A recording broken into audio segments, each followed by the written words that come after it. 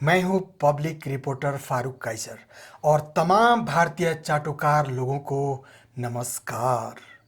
मोदी के गोदी में बैठे दलाल मीडिया यानी बोले तो गोदी मीडिया और उस गोदी मीडिया में बैठे दलाल पत्रकार यानी बोले तो चाटुकार लोग, कान खोलकर सुनो। मनीषा कोइराला ने ऐसा क्या गलत कहा कि तुम लोग हाथ धोकर नहीं नहा धोकर उसके पीछे पड़ गए? क्या कहा ऐसा? तुम लोग तो अपनी टीआरपी बढ़ाने के लिए रात दिन हिंदू और मुसलमान को आपस में लड़ाते रहते हो, मंदिर और मस्जिद के नाम पर लोगों को भड़काते रहते हो, तो कभी पाकिस्तान हिंदुस्तान की बहस चलाते हो। अब तुम्हें मिल गया ये एक नया टॉपिक अपना टीआरपी बढ़ाने के लिए, मनीषा कोइराला और नेपाल।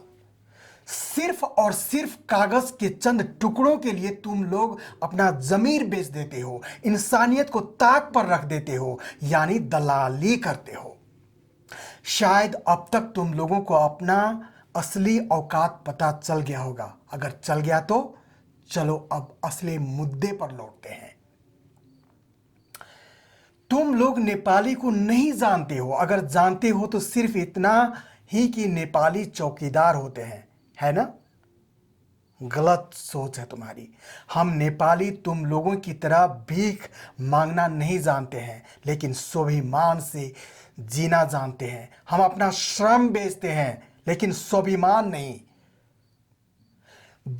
वफादारी के नाम पर अपनी जान को कुर्बान कर देते हैं, और मनीषा कोइराला ने वही किया है, यानी अपनी मिट्टी के साथ वफादारी दिखाई है। हर नेपाली उदित नारायण झा जैसा नहीं होता जो पद्मश्री पाने के लिए या रोटी कमाने के लिए अपनी मिट्टी को भूल जाए, अपनी स्वाभिमान को बेच दे।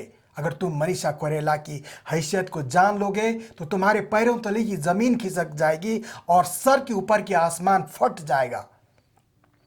क्योंकि मनीषा कोइराला कोई अरे गहरे खानदान से नहीं है, कोई भूखे और नंगे घराने की नहीं है जैसा कि तुम सोचते हो, समझते हो। ना ही मनीषा रोटी कमाने के लिए बॉलीवुड गई थी, बल्कि अपना शौक पूरा करने के लिए।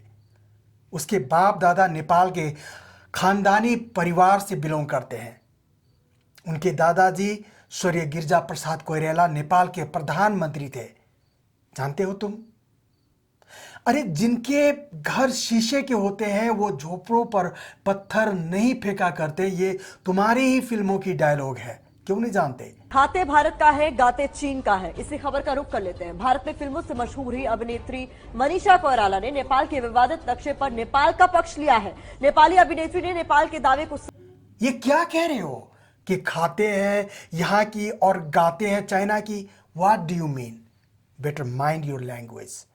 अरे तुम्हारे भी तो प्रियंका चोपड़ा, अनुपम खेर जैसे कलाकार खाते हैं अमेरिका के और गाते बजाते हैं भारत के। वो तो तुम्हें नजर नहीं आता। उस हिसाब से तो उन्हें भी भारत की तरफदारी नहीं करनी चाहिए थी। लेकिन अनुपम खेर और प्रियंका चोपड़ा हमेशा मोदी और बीजेपी के गीत गाते हैं, सपोर्ट में ट्वीट करते हैं। लेकिन कोई भी अमेरिकन मीडिया उन्हें यह नहीं कहते कि तुम खाते अमेरिका के और गाते इंडिया के। अरे तुम लोग गुलामी से आजाद तो हो गए, लेकिन तुम्हारा सोच, तुम्हारा विचार, तुम्हारा व्यवहार अभी भी गुलामों जैसा है। सुनो, मनीषा कोइराला को स्टारडम और लोकप्रियता भीख में या दहेज में तुम लोगों से नहीं मिली, बल्कि उसकी खूबी, उसकी कला और मेहनत के दम पर हासिल की। भारत में उसने अपना श्रम बेचा है, लेकिन स्वाभिमान नहीं। हमें गर्व है कि हम नेपाली हैं और मनीषा कोइराला नेपाल की है, और अपने स्वाभिमान के लिए, अपने वतन के लिए और अपनी मिट्टी के लिए वो तुम लोगों की तलवे नहीं चाटती। और सुनो, हर चीज की हद होती है, और तुम लोगों ने लिम्पियाधुरा और लिपुलेख को अपना बताकर हमारी धैर्य धारण की क्षमता को समाप्त कर दिया। हम सब कुछ सह सकते हैं, लेकिन अपनी मातृभूमि की अस्मिता पर चोट और हमारी स्वाभिमान के साथ खिलवाड़ को हम नेपाली कतई बर्दाश्त नहीं कर सकते। सत्यमेव जयते, जय स्वाभिमान, जय नेपाल। साथीहरू, राष्ट्रिय एकता र स्वाभिमानको लागि सक्दो यो भिडियोलाई शेयर गर्नुहोला, कमेन्ट गर्नुहोला, लाइक गर्नुहोला र सब्स्क्राइब गर्नुहोला।